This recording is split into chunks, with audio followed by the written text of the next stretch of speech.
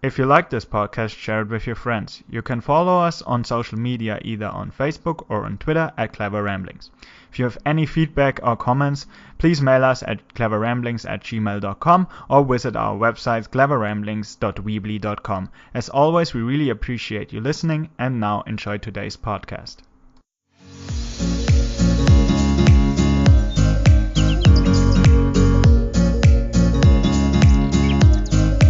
Welcome everyone, this is the Clever Ramblings podcast. I'm Em. And my name is Ivan. And today we're gonna talk about three topics. First, we're gonna address the topic privacy. Do we have even privacy anymore nowadays with all the monitoring and the data we give to social media like Facebook? Then we talk about if it's even possible anymore to responsibly eat meat in our day. And we're gonna close with safe space. What is it and is it good or bad? So let's start with privacy. If I'm asking you, do you think you have privacy anymore? How much data do you give to like social media? Well, this is interesting because I've spoken to, especially when this hits definitely close to home because of like Cambridge Analytica. So when they found out that basically this company Cambridge Analytica was misusing Facebook data, and it was relatively easy to kind of hack Facebook and get this data. So Facebook came under fire because it didn't have a lot of the firewalls or basically security protocols in place. So a lot of data was sort of leaked. And sort of, I think the way it was is that Cambridge Analytica, they got a grant or permission to basically send out questionnaires on Facebook to certain people, but what they didn't say was that in addition to getting data from those people that they sent the questionnaires to, it also collected data from their friends, and so I think in total about 50 million people's data was taken that shouldn't have been. Well, not taken, but still there. But that was basically obtained and analyzed without their permission. So that sort of brought into a big. So I mean, of course, Facebook got really, really heavily criticized for all of this, and yeah, so it brought up a big privacy debate. And when I was having like conversations with some people from my college, that some of them were very upset about this, and I said, well, my thing is, I never put anything on any type of social media that I don't think is somehow going to be read or looked at or used as some type of analyses by these companies. Because I'm like, if you think about it, all these companies, Twitter, Facebook, Instagram, all these companies are businesses, right? And this is just how I just reasoned about it, right? And maybe my brain is weird, so for me, maybe I came to this conclusion pretty quickly. Like I didn't have to necessarily be told to me that much. Right, so I said, okay, if they're giving you money for free, I mean, not giving you money for free. Sorry, that would be like paradise. If they're giving you an account for free, right, and you don't have to pay for it, how do you think they're getting money? Right, you could say, okay, number of clicks. So of course, so when you found out the Facebook, when you say you put up a picture, it doesn't always show you. They have algorithms that they basically show you like amount of likes you have at different time points. So for example, say you upload a picture and you get about 100 likes, right? And say it happens within 2 hours. You won't find out that you've had those 100 likes until 2 days later. So it'll give you first like the first 5, and then maybe it'll give you 20 more, and a couple hours later. So it keeps your attention. So you keep clicking, you keep seeing you have a notification, so it'll keep clicking on it and viewing it, right? So that's more time spent on the site, which means more money. Also, they're going to try to market things at you. So I knew that they would try to use your data. And I'd heard about this a long, long, long time ago. I think I was still in high school when I heard that the Facebook someone actually read their terms and conditions and found out that, they could use your data for financial purposes. So to me, I knew this and I realized that, yeah, they have to make their money somehow, right? So to me, it was always when people were surprised that they were using people's data this way, I'm thinking, well, why what did you think they were doing to get revenue? Like, you know what I mean? Why did you think that Facebook was just this multi-billion-dollar company? You know, if they're not charging you for anything. So I don't post anything on social media that I don't think that Facebook or any other social media site will be able to see. Right? And so that to me is a simple solution. Just don't post shit that you don't want read by everyone else. I mean, not read by everyone else, but that you don't want Facebook to see. Right? And if you don't agree with that, you say, okay, they shouldn't use your site. Well, then do what some people do. Just like, for example, they quit Facebook or they quit Twitter or they quit certain things, which is okay. Like, if that's what you want to do. But to me, you know, one, if they try to track me, I'm not really that interesting. Like, they'll just get a whole bunch of random things about me, and they're not really focusing on you specifically, right? Like, they're just trying to get general trends in behavior, right? And so for me, it just, like, again, I don't agree with, like, of course, the leak. Like, I don't think that they should have done it without people's permission. But I think also you come to a point of personal responsibility, whereas what are you posting on there? And you should take some accountability of what you do on social media. And because you can dictate what they have. They wouldn't have this data and know all this about you if you didn't post it in the first place. Well, there are some tricks they have. Like, if you don't uncheck this box, they're gonna track your movement or stuff like that. So it's not that obvious that what they have about you. But that's the internet, though. Yeah, but still, they should inform you clearly that they're using that. I think that has to be a responsibility by them, informing you that they do shit. Yeah, so I get that. I get, like, that they should let you know when they're doing stuff, right? So that's why I said Cambridge Analytica was definitely it was definitely a bad thing when they're accessing people's data to, like, without their permission, like, and finding out things about them, like, based on who their friends answering questions. I get that was unethical, definitely. Right? So I'm not arguing that. I'm arguing that the more basic problem is that people said, oh, like, I can't believe that Facebook is collecting our data and using our data I'm like, really? What did you think they were doing with your photos and all that stuff? Like, did you know what I'm saying? Like, I could have just, maybe the information that I listened to just made me find this out way quicker. But I'm thinking, like, you have to somewhat think of, how do you think these companies are getting money?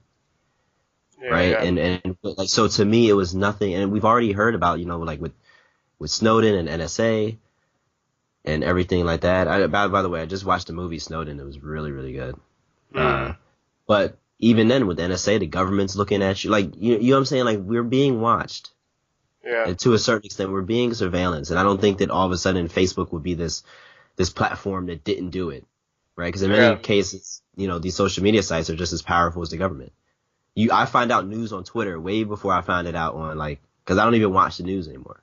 Yeah, so I find out what's trending out in the world and everything by news stories. And yeah, people could say, oh, it's Twitter, so it's unprofessional. But listen, I don't want, like, a 2-page article for you to tell me that there was an earthquake in this place. I just want to know there's a damn earthquake, okay? Yeah. Like, I don't need your analysis on the shit. I just want to know what happens. Yeah. Right? So, I don't know. For me, privacy is kind of a thing. Like, yeah, I get you should have privacy, but at the same time, it's not just on the companies. To me, the pressure is not just on the company, it's also on yourself. Right? And I think we just share a lot of shit that we may not think about and think that it's just going to stay there and only our friends are going to get to see it. But to me, that's just an unrealistic assumption in the information age. Yeah, I think you have to be responsible with what you put out there, but still the companies have to be responsible with what they are collecting, and they really have to tell you what are we doing actually, and not hide shit just to hide shit and make money off that. I understand they have to make money off that, and that's targeting advertising, how they make their money. They look what you do and what you could want to buy, and then of course they're gonna put ads on there for you. But I think still they have to exactly tell you what are they collecting, and yeah. So I think what I'm saying is I think it's a two-way street, right? I don't think it's not just Facebook should spoon feed you every single thing that they're doing, like that we can't make choices for ourselves. Yeah. And I think sometimes for me that's when the press and stuff came And people started talking about like companies collecting your data and Google, like all these things. I'm like, well, at some point, you know, you can't be treating everyone like they're stupid, because people aren't stupid, right? People do stupid shit, but I mean, it's not like that as a whole, we're just all dumb, right? And I think people know, like it was, to me, it was even amazing, like when you heard that people committed crimes and then they talked about it on Facebook Messenger or something like that. Was and they stupid. It's like, really? You really thought that the police weren't going to access that? Yeah, like that's just stupid. I think I heard of one case where he posted a picture of him with all the money he stole from like a bank or something, posted that on Facebook, and then of course the police saw that and they knew exactly where he lived and what his name was. So that is like stupid shit. That's what I'm saying. So in that sense, you have to take some type of responsibility and just don't be a fucking idiot. Like in that case, and do stuff. Like, so that's what I'm saying. I think it should be both ways. And yes, I believe that these companies should give you more, right? But I think sometimes my thing is my problem with putting more on the companies is this, right? Like, for example, I knew this information for a long time, right? Beforehand, right? I knew this for years that Facebook was doing all this and Google was doing this and everything like that, right? It's not like the information's not out there, that what they're doing. It's pretty it's not transparent in the sense that they're like, people from these companies, like CEOs, are coming out and telling you what they're doing. But the information is not like, they're not covering up that they're using your data for stuff, right? So I've heard this of many different stories. Maybe it just became mainstream with Cambridge Analytica and certain other things, right? And so I get that, but it's not like, but I think you can't pretend like it wasn't out there before, right? So it should definitely get more mainstream attention, but I think at the same time, we also need to just hold a little bit more responsibility of what actually we post on there. And if you don't agree with how they're going to do it, right, then don't use their platform, right? Yeah, but that was only social media now. Let's talk a little bit like more general. For example, what's really different between here in Germany and when I went to the UK is the amount of surveillance they have in like everywhere. When I was in London, at every corner it says like public monitoring here, and we don't have that in Germany, and that also infringes kind of your privacy. They can track whatever you're doing when you're out in the streets. So that's also, I find, kind of weird, especially you think that this really prevents like a lot of crimes if you're monitoring all the time. Because if you look at the last couple of years, I think like London had more terrorist act than Germany had in the last couple of years. I only can remember 2, I think, in the last couple of years in Germany, and I think in London it's way more. Yeah, well, I think that's kind of a different case, because if you're a terrorist, you don't give a fuck if they see you or not. So like you're not gonna. But still, like, it should. Yeah, but still, it should prevent it, because you use surveillance all the people, and then you see, oh, this guy may have some like shady shit going on, so you're gonna send some people to control him, and apparently this doesn't really work. Yeah, but then you get into the thing of like there's like, I mean, I also heard this before. I mean, that people are working on, you know, technology to basically like how you walk and how your suspicious your behaviors are when you're on the street. And like, you know, if you look like, you know, out of place, because it's all pattern recognition, right? So it's trying to see if you stand out from the crew. And I think they have this in, it's an Asian country. I don't remember. I want to say Japan, but I feel like it's not Japan. I feel like it's I think I know it's an Asian company. I mean, not company. Sorry, Asian country, where they'll do that. So like, if you've been flagged in their system as like giving suspicious behavior, because there was this guy, I don't know, and I can't find, I don't know what the even really search, but there was this guy. He basically, you know, they told him how the system kind of worked, and he kind of like, you know, did it. So he behaved suspiciously and then tried to go to the airport. And lo and behold, yeah, the police, like the airport security did come and question him, and they had to say like, oh, this is an experiment. And so they kind of, so they're doing that. So in a way, it depends on like what the algorithms they're using do, because again, there's always, we know that there's bias in algorithms, right? Like what if, like I'm just a paranoid person. So like I may walk down the street and look behind me and look everywhere because I'm just paranoid, right? So if you flag me, you could just get me because I'm just fucking paranoid. And it doesn't mean that I'm doing shit. And so if you come stop me, you're going to be very disappointed because I'm not doing anything. So, well. so for me, so it could bias certain people, maybe certain groups of people. What did you define as suspicious, right? And then also, what are you looking for? Like, if I'm very against like surveillance against, jaywalking. Like, if you're like looking to see who's crossing during red, I think that's really stupid because I don't think jaywalking should be a crime. Like, it's not. It is in the United States, right? Jaywalking is illegal, and I think in most cases, like I get why they say it because you don't want to prevent accidents, but I think if there's no cars coming and you can obviously see, right, because I have eyeballs, that there's nothing there, I should be able to cross the street, right? So they could use cameras for that, right? They start giving people tickets for stuff. They already do that with cars, but I don't think they don't really do that with pedestrians that much, right? So in a sense, yes, I do think that privacy and surveillance is getting. I don't think inherently it's a bad thing. I just think how it's being applied can easily be very bad, right? Because if we, like, for example, if you just start giving, like, even with the jaywalking, if you just start giving all these people jaywalking tickets, is that really the type of crimes that you want to catch? Right? Is that really something that you want to use? Like, I'm perfectly fine with people using surveillance in my opinion, using surveillance like in the streets to try to prevent crimes, right? As long as we know how biased the algorithms are, and as long as we're trying to stop like terrorist attacks or trying to stop major events from happening. If you're also applying that to like the jaywalking or someone like, accidentally litters, like if they drop something but they didn't know they dropped it and you give them a fine for dropping something, and it's like, what I mean? It's kind of like it could get very stupid and out of hand. Yeah.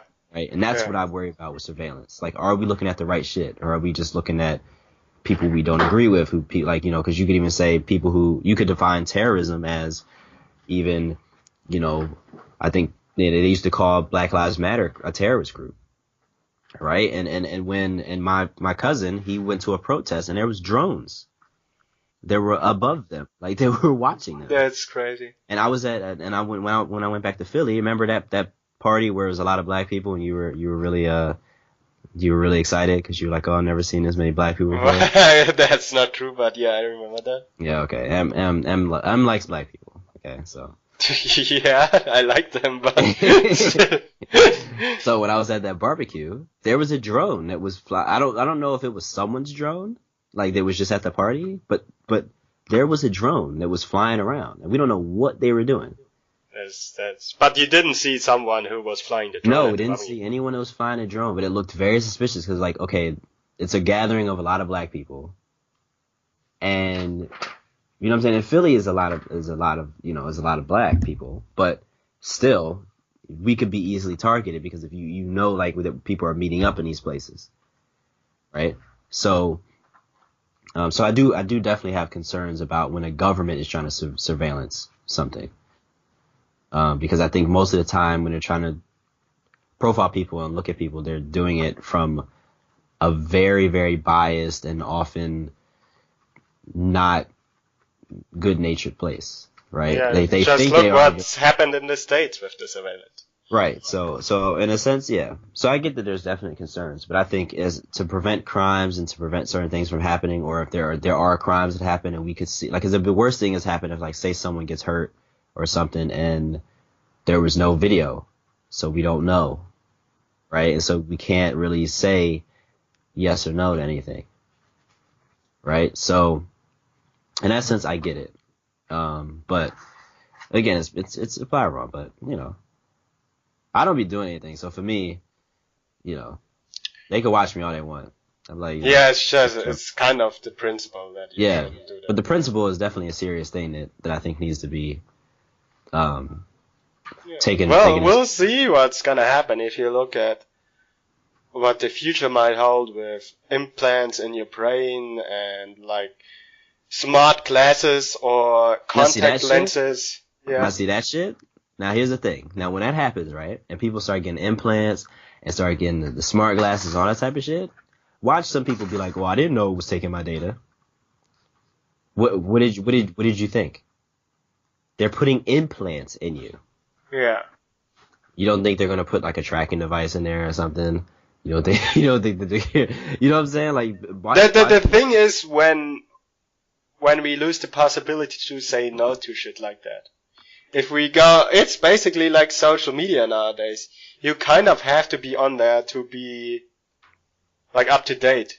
Like you said, you get the news from social media, you connect with people on social media.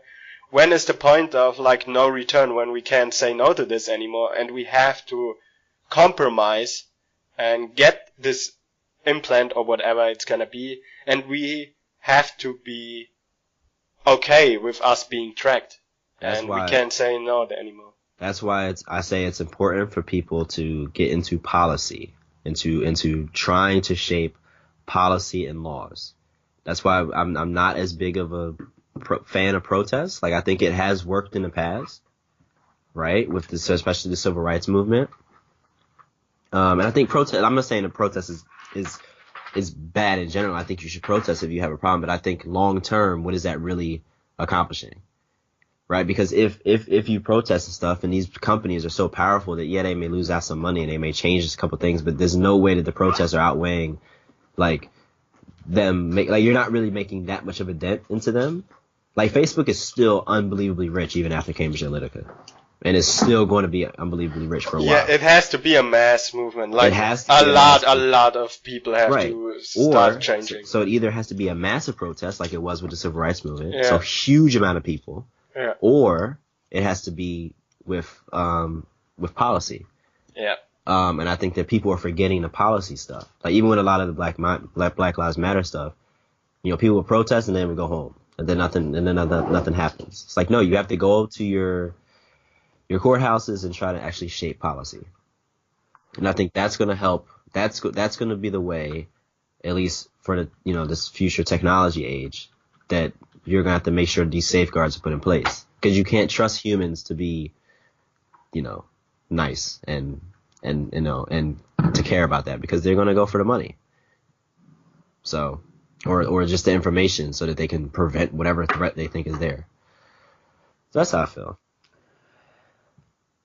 Yeah, I think with that we can move on to the next topic. Okay. And let's talk about if it's even possible anymore to responsibly eat meat. So let me tell you about a law that just was made here in Germany, I think last week. They decided to expand the time. So this should have ended this year, but now they expanded this for another 2 years. That it is allowed to castrate piglets without any anesthetics. So basically you just take them and castrate them without any, I don't know what you give them, but to ease the pain or something like that, to put them to sleep and then do it while they're unconscious. Now you can do this without any of that for another 2 years. And when you look at how animals are treated in like this mass farms where they have like a space, I think 0.8 square meters, so that's not even a meter by a meter, where a mom is living with like 5 of her piglets, and she can't even stand up. She has to lay down all the time, and then of course she's gonna get sick, so you put a lot of antibiotics in there and all the shit. And basically, to get cheap meat, you have to do shit like this. And I think this is a big question if you should support this, because I know that a lot of people don't give a shit about animals and how they are treated as long as they get the meat at the end, because they don't have to see what happens there. They don't have to see how the animals are treated, how they're getting slaughtered. They just go in the supermarket and pick up a schnitzel and that's it.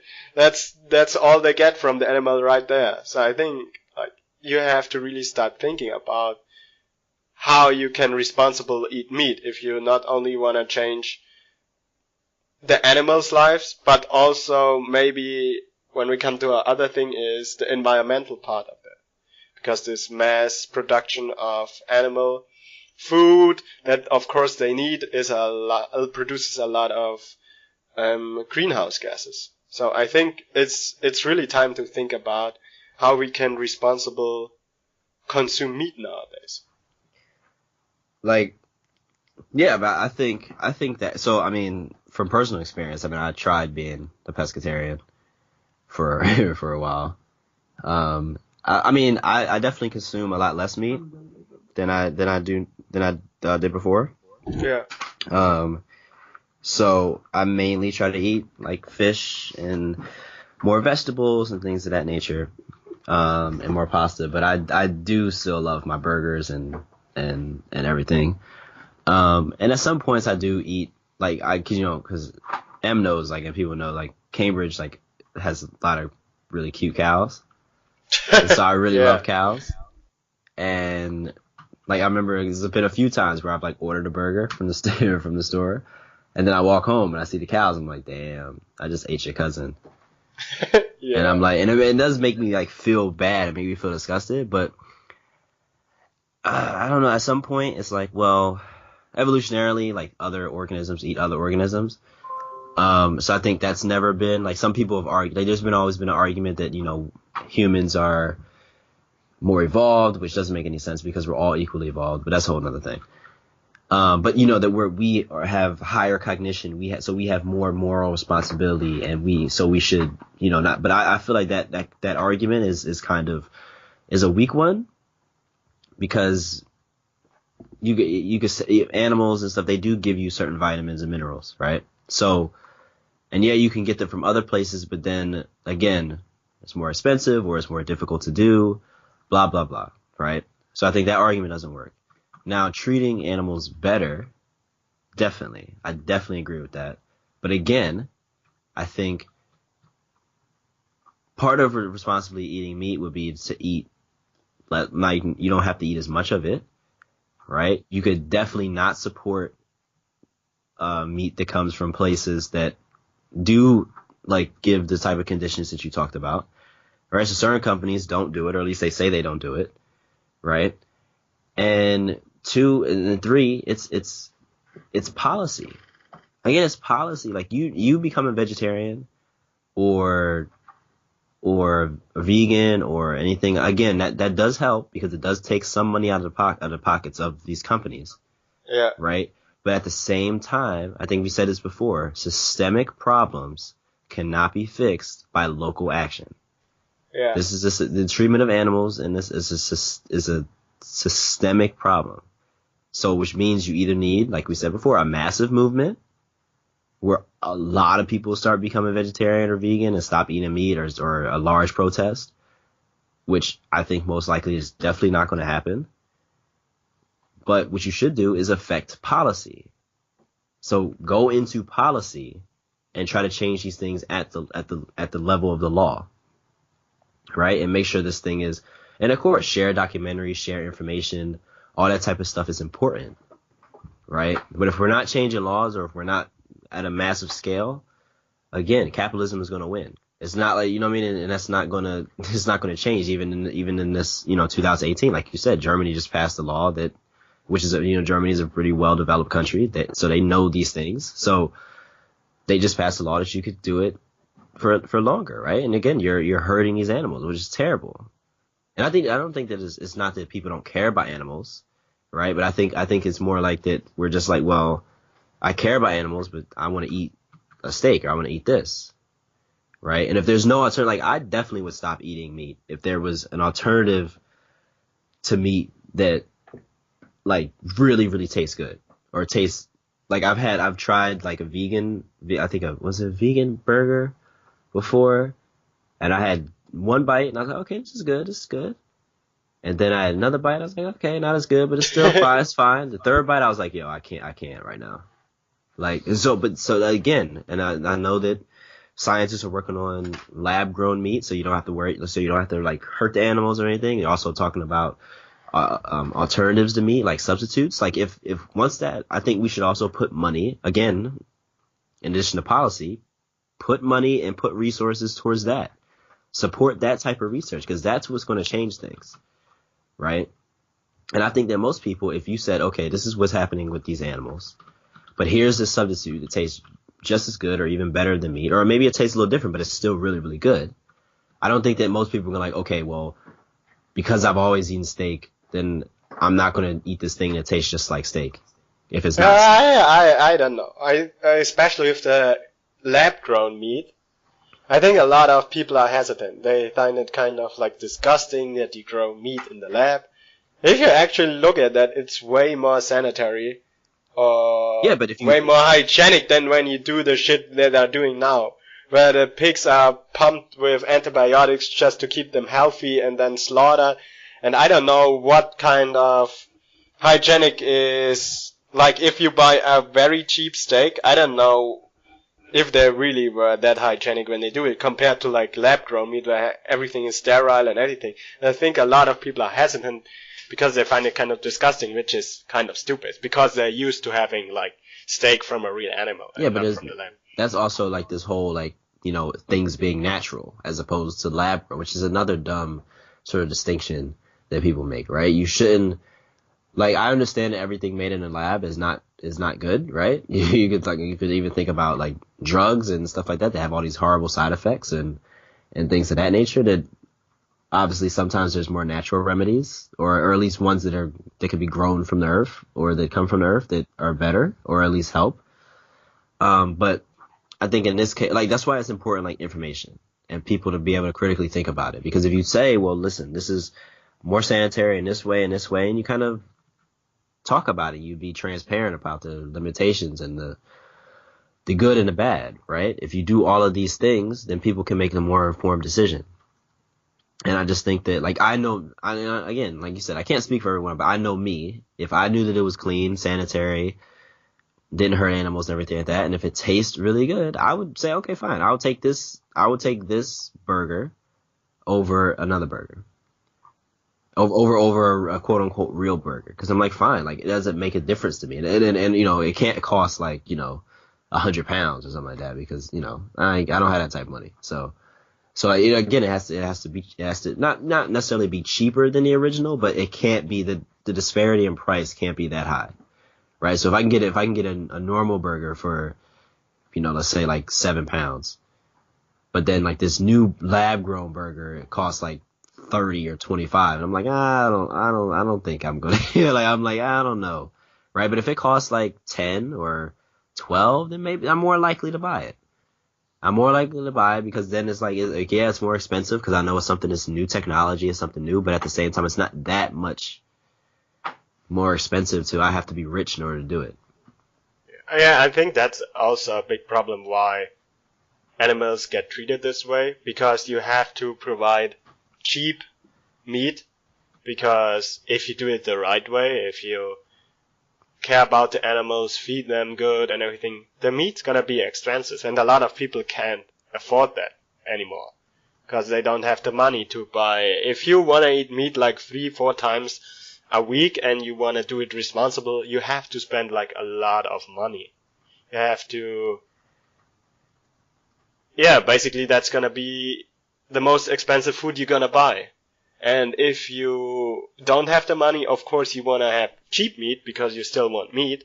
And then there is a market for cheap meat. And then on the other hand, this of course then promotes bad treatment of animals. So that the farmers make their money, or the companies make their money, they have to do shit like this. And so I think there's also have to be a change on a social and economic level, that more people can afford more expensive and more responsible meat than we have right now. Yeah, I mean, I don't really buy the expensiveness argument, because again, it's like the conversation we had was the difference between 500 million, getting like a $500 million profit as opposed to a $10 billion one, right? And I think that, yes, it would be more expensive for the companies to do it, but I think they would still get a lot of profit for it, even if they sold it at relatively the same price. I just think it comes to the fact that they want a lot more for it. right? They expect the bigger. It's greedy, right? I think that yes, it would cost more effort. It may cost more labor, which of course would give costs down. But do I think that these companies would be struggling like they may claim that they would be? Hell no. They'd still be Yeah, of rich, course. but they want more money. And so they just do that because I think the reason that a lot of companies say that is because it sounds reasonable, right? It's easy for you to believe. Because if I say, okay, well, if I have to buy this, I have to do this, I have to do that, I have to do that, which will lower profits, which would then I have to charge you more. And of course, I don't want to give you the burden, but the way that they frame it is in a way that makes you feel like, oh, it somewhat justifies, because it's rational. It makes sense. Right. And so it sort of gets us to believe, oh, yeah, that they're telling the truth. But if you really think of how much these companies are grossing, like how much money they're making a year, right? If they're making billions, really, you need that. You'll still be fine. So I don't really buy that. I mean, it's a factor, but I don't think it's a big factor at all, in my opinion. Yeah, but just because they don't want to do it, they won't do it. So it's still a factor that they want to provide cheap meat so they can make money. And people are going to buy the cheap meat if they can't afford, expensive meat. Yeah. But I don't know. I think it's just, I don't know what. It's complicated, but I think that you have to affect this thing from a more policy standpoint. And support alternatives. That's the only way you're gonna do it. I spend more money now on soap because, my girlfriend told me that, I use the most plastic that she's ever seen in her life, the largest amount of plastic she's ever seen. And so she showed me this place where they don't use plastic for their soap and their shampoos and stuff, or they have a very, easy sort of recycling line, right? And this company's called Lush, right? And so which is really great. It's a really great company, and they're way more environmentally friendly. But their soap costs about, I could get something a regular with a plastic bottle, or a regular say just body wash for maybe £4 or something like that, or even less. Whereas this soap that I'm using may cost 10 pounds or something, which for me is okay because it's expensive, more expensive, but it's not if it was 30 pounds, I'd be like, you know what, I'll find a way to try to recycle this in a better way. But things like Lush and stuff like that is how companies that offer more environment friendly, more animal friendly alternatives. That's the model that you need, where yes, it may go up in price because it's handmade or it's made in this way and it's reducing this and reducing that, but it can't be too expensive to where it's a burden on people. Yeah, you have to find a sweet spot. Right. Basically. Right. That's the hard part.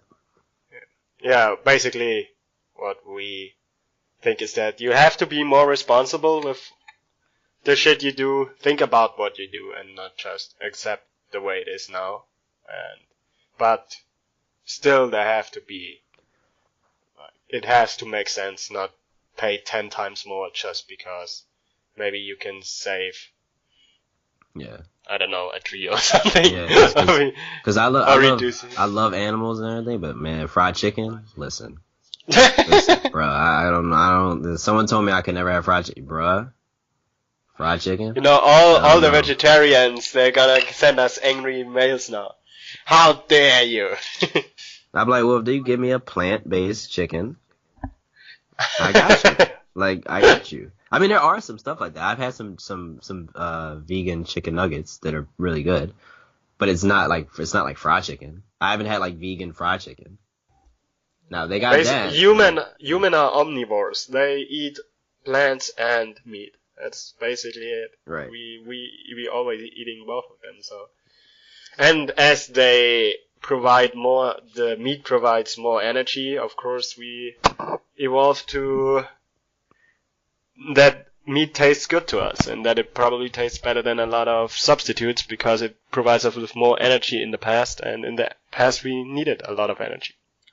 But yeah, I'm just hoping that they gonna bring this lab-grown meat, like, in the next couple of years. I would buy this all the time. Yeah, I would. I would too. I'm telling you, I definitely would switch, right? If they make it cost effective. Yeah, if Right. they make it like maybe 25% more expensive, but it tastes totally the same, I would switch immediately. Let's do more like 10%. You know, 25 is a lot. Hey, well, 25 might be a little, but I get what you're saying. Yeah, they make it. if it's like €5, 25% is not that much. It depends on how much it is, or even like €10. It depends on what quantity you're getting too, right? Yeah, if it's €10, it's $12.50, so it wouldn't $2.50 more. That's not that much. Yeah. In that case, Yeah. it's not bad. You know? Yeah. Okay, so with this, I think we can close with our last topic, which is safe space. Do you want to define the term safe space? Sure. So it kind of all started for me with, and we'll put a link to basically his book. It was a social psychologist. His name is Jonathan Haidt, and he did a podcast recently and wrote a book recently about, I think the book is called The Coddling of the American Mind. And basically he sort of talks about how we've kind of, in a way, tried to overprotect our children and also, university students against things that may offend them in a certain way. And I started noticing this when I was in uni, how, certain topics you can't discuss. So basically, a safe space is basically, you find them a lot in universities. Now is where you'll say you have a certain class that could potentially have sensitive topics or information such as sexual assault or racism. And a safe space would basically say, we're not going to discuss this material. So it's kind of taken out of the curriculum because it could possibly offend people who have been through certain situations. And when I started realizing this, I was just like, I immediately knew it was a bad thing. And I didn't know exactly why, but I just knew it didn't feel right. Right? Because for me, universities are supposed to be, to me, is like one of the last places where censorship is supposed to be allowed. Right? Because the university, at least as it was set up, is supposed to challenge you. Right? And it's not, and I think people need to somewhat distinguish the difference between offending people and not necessarily being sensitive. Yeah. Right? So I can talk about a certain topic that may have affected you and traumatized you in a certain way, but I could be sensitive about it and we could still talk about it. Right? If I'm offending you, and if I'm not sensitive, I just don't really care about how you may react to it. Yeah. Right? But I think not talking about it at all or not discussing it is at least in a university is not the way to go. I don't think it's the way to go anywhere, but definitely not in a university. Because anytime there's something that you don't talk about, like if we don't have serious conversations about sexism, assault, racism, all these issues, if we don't, like, and we talked about this over and over again, like in other episodes, if you don't really start having those difficult conversations, it's not really going to get better. Yeah. Right? And you're just going to have these kind of reactions where, like, there's violence against certain speakers or this very big animosity towards certain speakers because they have certain political views. Like, for example, I don't agree. Like, if there was going to be someone who was, say, for example, was a neo-Nazi, right? Yeah. And they wanted to talk at Cambridge, right? Yeah. I mean, I may protest them and say, what you're saying is full of shit. And this and that, but I'm not going to try to get them to not speak or to not, because in my opinion, like again, it's on people, right? I'm not too afraid of him or her or them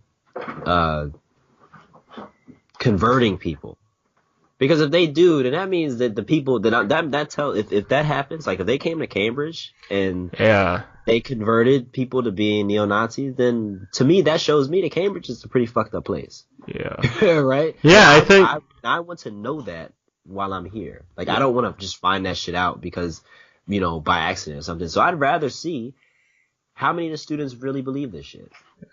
Right? And it's the same with any controversial topic. I want to know who my enemies are. Yeah, and I think the best thing is to just state your arguments why they are wrong and show the people why are they wrong. I think it helps their cause if you just say you're not allowed to speak here. Then they can say, yeah, see, they don't have any arguments against me, and look at them, they're always trying to silence me because they don't want to hear the truth. But if you come with logic arguments to show them why they are wrong, I think this helps you way more than saying, no, I don't want to hear about this topic, so I want to have my safe space, they are not allowed to talk here. You have to engage with them. And are you that insecure in your beliefs that if you are not in the safe space anymore where all the people think like you, that you're gonna change your mind? Are you that insecure in your principles? I always ask myself that. If I believe in something, I want to get challenged. And maybe you're gonna change something about my views. But I would say that ridiculous stuff like neo-Nazis, racism, homophobia, stuff like that, there are no arguments that you can convince me that this is the right thing. So whatever you're gonna say, I'm trying with my arguments to disprove what you are saying. And I think this helps you way more than creating a safe space where everyone has just people around with the same opinion and nobody's challenging you and all this stuff.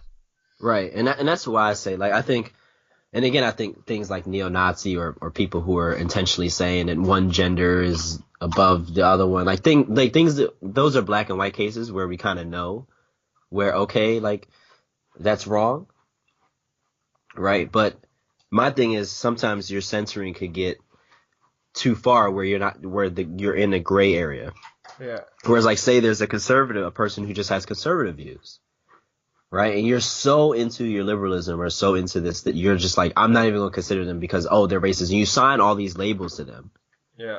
Right? Because of what, because they're conservative or whatever type of ideology they come from. But the thing is, you don't necessarily know until you really hear it and challenge it, because you know what? They may have some points that you've never thought of. Why? Because their life experience is different, where they live is different, their circumstances are different, right? And you can't believe, it's sort of arrogant to believe that you have the answers. Yeah. Right? And a lot of these aren't scientific arguments. Even scientific arguments are not clear cut a lot of times.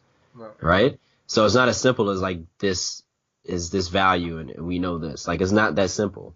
Yeah. Right? And so you need people from opposing viewpoints. And I think that sometimes that we don't, obviously I don't want a neo-Nazi to come and speak at Cambridge, but I'm not going to but I would want a person who maybe is definitely is not a neo-Nazi, but in a sense that maybe holds some type of possibly prejudiced views, but maybe they believe that they formed some type of arguments for it, and then we could discuss, and then we could talk about it, then I could show them why they're wrong, right? So, but I think again what you're saying is that I think that when you censor people, it just makes things grow even bigger. My favorite example that I've seen is Eminem.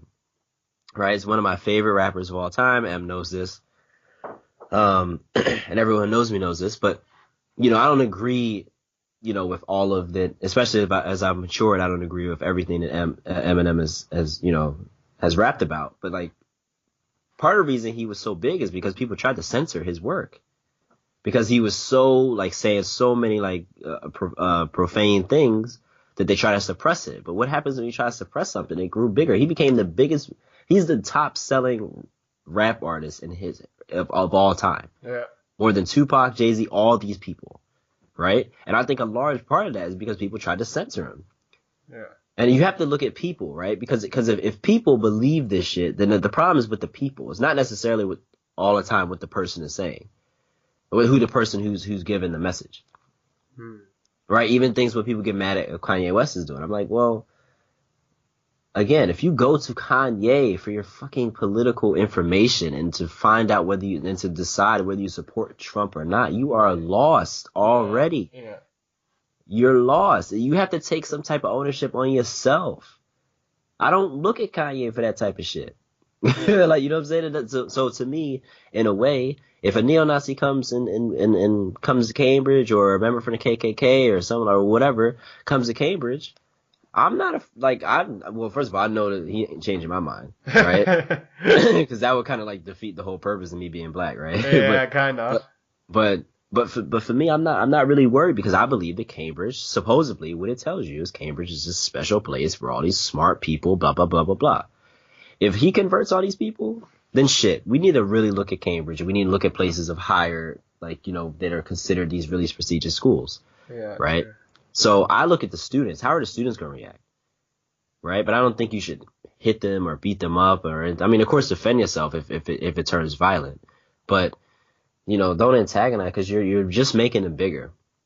Yeah. You're getting them free promotion. Exactly that. And in any way you make it, because the thing is, people may not even necessarily agree. Like, even with Trump, like, people may not necessarily agree with Trump, but they see the way that people talk about Trump, or they see the way that people may, you know, make jokes about him, and they may feel like, well, shit, maybe they were bullied in their life, and maybe in some way they see Trump being bullied. Right? Everyone, all the comedy shows make fun of him every week, all the time, right? And they could be like, well, shit, he's getting bullied. I was bullied as a kid, and so therefore I'm going to support Trump. Even that he has some truth to it, because the mainstream, the elites have to make fun of him. Right. Because the truth is not allowed to get out. So maybe he's saying real shit there. Exactly. And so in a way you can see how this gets turned around, and it goes completely against what you want. Yeah. Like I always say, like the class clown, like we call him like a person who always wants to be a jokester. Yeah. Right? Or even a bully. Right? If no one laughs at your jokes, you're gonna learn to stop. Okay? If you start saying all this shit and no one gives you support for it, you might realize that either you're so ahead of your time that it's unbelievable, or the shit you're saying is either outdated or just wrong. Yeah. Right? And so, to me, that's how I look at it. Like, I'm just not gonna support a neo-Nazi. I don't care what the motherfucker says. I'm not gonna support you. Yeah. Right? And so, but to me, I'm not gonna sit here and be like, oh man, like, like, you know, hit him or her or whatever like that. I'm not gonna do any of that. Because it to me is counterproductive. Yeah, you should stressing the right message that people should really do. And if you make them look stupid, which I think is not difficult to do, given their position, you win easily. Exactly. Yeah. So for me, safe spaces, I think in a university is very, very against like the principles of university. I do agree, however, that professors and everyone, students, whatever, should be more sensitive to people and more compassionate, right? So, for example, if I'm talking about say sexual assault or something, I'm not just gonna speak about it in any type of way, right? Because it's a very serious topic. So I will try to. You know, I'm not against trigger warnings. I think if you say like this is going to be a topic about this, blah blah blah, then you warn them, and then you try to really think about your speech, right? Just like when I'm talking to white people about black issues, the way that they respond to me is really funny, because they when they say something, you could tell that they're thinking a lot more about what they're saying, as opposed to just how they may say it among their friends, or how they had it in class. And so I definitely believe in that. But I think there was some cases, where I forget, someone told me this before, that it was in law, like it was law school, and it was about rape law, like that was the or sexual assault. I don't know. I think it was a class on rape law, and the people in the class wanted to take the material out of the class. I'm like, that's what the class is about. Exactly, yeah. Like, it doesn't make, like, so you're just saying, is you're going to a class on a specific topic, and you want them to remove that content from that topic. Like, you know what I'm saying? Like, how that doesn't make, like, to me, when I heard that, I was just like, are you fucking serious? Yeah. Right? Like, it doesn't make any sense. Right? You need to somewhat have these discussions. Right? So censorship to me is just, it doesn't make any sense. The safe spaces, I think in the long run, they do more harm than good. Yeah, I think it's just went way out of control with the safe spaces in the last couple of years. Yeah, and it seems like it's potentially getting worse. But hopefully, man, I really hope there's a bounce back to more like a moderate sort of, viewpoint, at least where you can look at all sides. Yeah. Right. And again, I believe that people should think before they say things and before they do things. I definitely believe that. And if you say the wrong shit, yeah, you should have some type of consequences. I don't think that means like necessarily you need to lose your job and get all these death threats and all. I think when people do that is like too much. You do it too much. Yeah. But if someone says something that's stupid, even if it's a high profile figure, like, well, shit. Well, you look at like, well, one, like they're human. Two, I don't agree with it. And then eventually you tell them why. Like, you can't just call people out. You have to call them in. And I think when you call people in, like, yeah, they definitely understand it's a public backlash. They realize it, but at the same time, you're trying to advance society by showing that viewpoint is incorrect. And without that, I think you're just getting angry. Yeah. And you're reacting just purely based on emotion, which there's a place for that, but I think it's not, but not if you're really trying to progress, like on a global scale or a large scale. Exactly, yeah. So. Yeah. So both not big fans of safe space and what it really achieves, and not the goal that it sets to be. Yeah. Yeah. So with this, we're gonna close it. As always, thanks everyone for listening, and we're gonna see you the next time.